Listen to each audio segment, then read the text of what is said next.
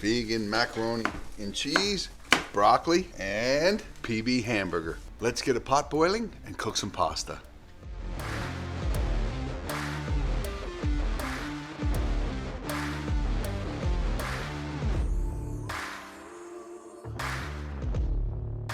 Okay, we're making mac and cheese today, but last time we just made a basic macaroni and cheese. Let's make a more interesting macaroni cheese, change it up a bit. So we're gonna add Impossible ground, beautiful red onion, fresh oregano from the garden, and some fresh chives from the garden. And let's use the Daiya cheddar cheese because it melts so beautifully. We need garlic powder, salt, and pepper. Here's the pasta that we're gonna use today. It's fun, the radiators. I like these. And maybe we'll use just a little bit of avocado oil. Let's get a pot boiling and cook some pasta.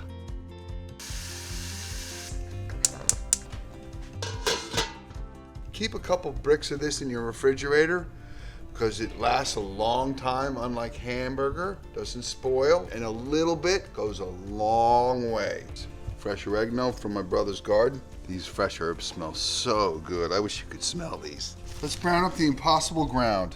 Burger made from plants. We don't need any spray or oil, but always use a Teflon pan if you want easy cleanup. Look how they made it to look just like real ground beef, even with like little white speck fragments. It's pink. It's just plants. And the beautiful thing is, after 3 weeks in your fridge, it's still gonna look this way. Buggy, you wanna give me a hand? Sure. There we go. Smells delicious. You know, with like real hamburger meat, that stuff doesn't work for me. I mean, it goes bad in 2 or 3 days, and you're always having to check the dates on it, sniff it to see if it's still fresh. Not with plant-based foods. The food lasts so much longer, and everybody knows that you have to cook meat until it's well done to avoid disease. With this stuff, I eat it raw all the time. Coming in, Harper. Good job. You did a much better job than I would have done myself. One thing about these meats is they are pretty highly salted, so forget about adding salt.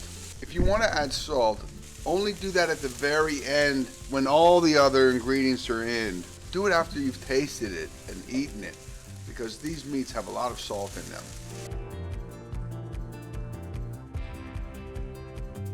Put a little water on it, cover it with a plate. Good job, Harper. Great job.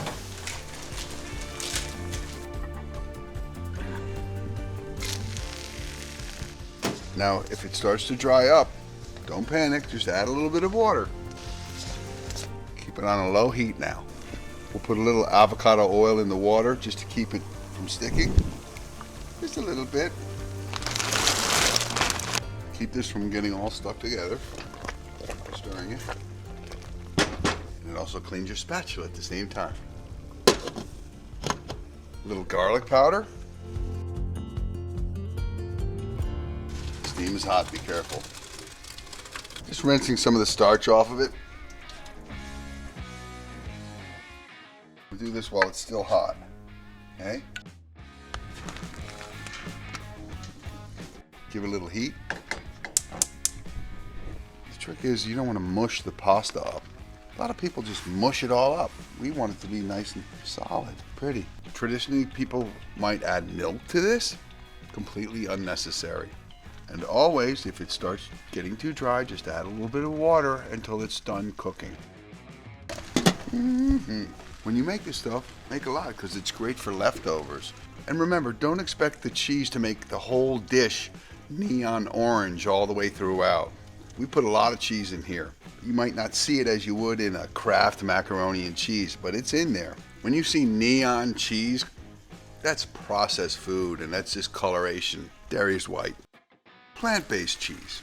No death cheese. No torture cheese. No slavery cheese. Let's see if this is cheesy.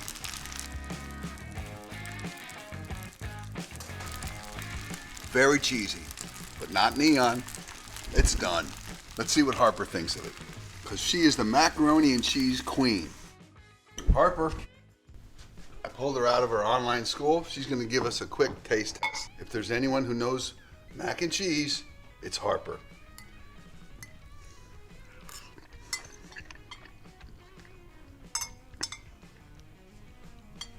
We forgot she doesn't like broccoli. Great, that's one step down the plant-based road. She doesn't like broccoli, but she's still eating it.